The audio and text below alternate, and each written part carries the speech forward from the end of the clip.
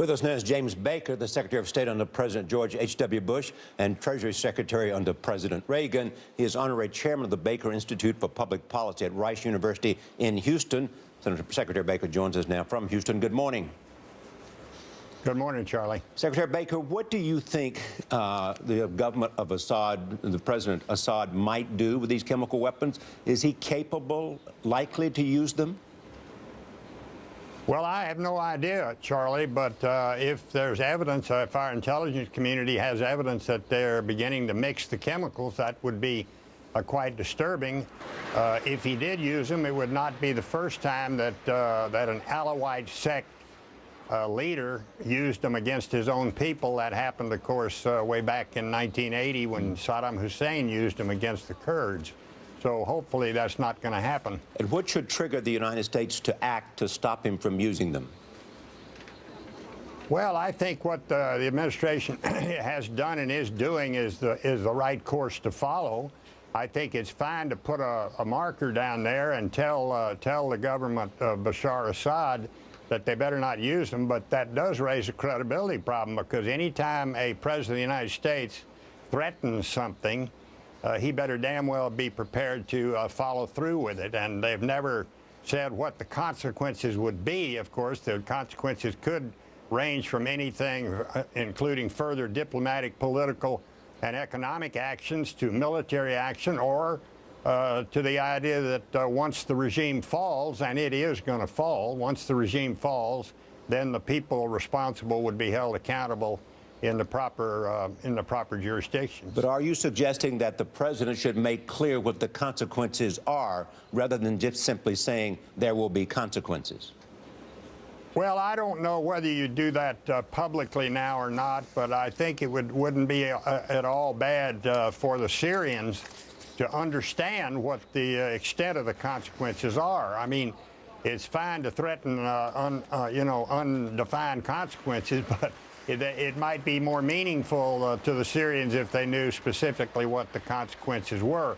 I happen to be one who doesn't think we ought to be involved militarily in that country. I think the American people are tired of military involvement in that part of the world. Our forces are stretched pretty thin. We don't have the money. We're a broke country.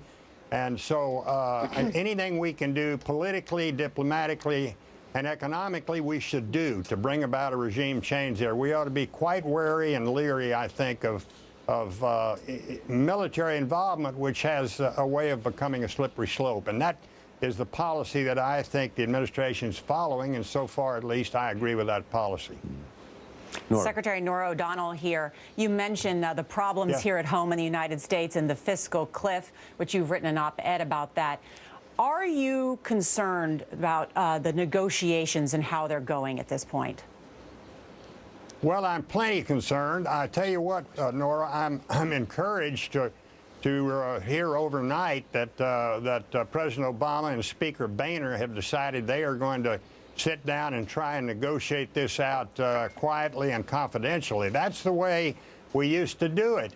That's the way Ronald Reagan did it with Tip O'Neill. That's how we fixed Social Security, the third rail of politics, back there in 1982 or 83. We had private meetings actually in the basement of my home in Washington. Nobody knew about them, and we were free to give and take and put things on the table without fear that would be used politically against us. Same thing for the Democrats. That's what we need to get back to. We need something in the nature, Nora, of a grand bargain along the lines of the Simpson-Bowles proposal or Domenici-Rivlin, something that has everything on the table and that cuts spending and increases revenue. And we got to do it. The country is in extraordinarily bad shape economically. Secretary Baker, do you believe that the Republicans should be willing to concede on the question of raising the rates on the wealthy? I don't think they should be willing to concede on that any more than the Democrats should be willing to concede before the discussion began on cutting entitlements. But all of that has got to be on the table. That's what ought to be a part of the bargain. And there ought to be a rule when they start negotiating that nothing's decided until everything is decided. You don't have piecemeal concessions. It all ought to be part of one big package. And by the way, the debt limit ought to be a part of that negotiation as well. We need one big grand bargain. And the American people are so tired of the political posturing and the negotiating in public to score political points. It's time to get serious. The election is over. It's time to do what the country needs badly to have done. Secretary Baker, thank you very much. It is time now to show you some of this morning's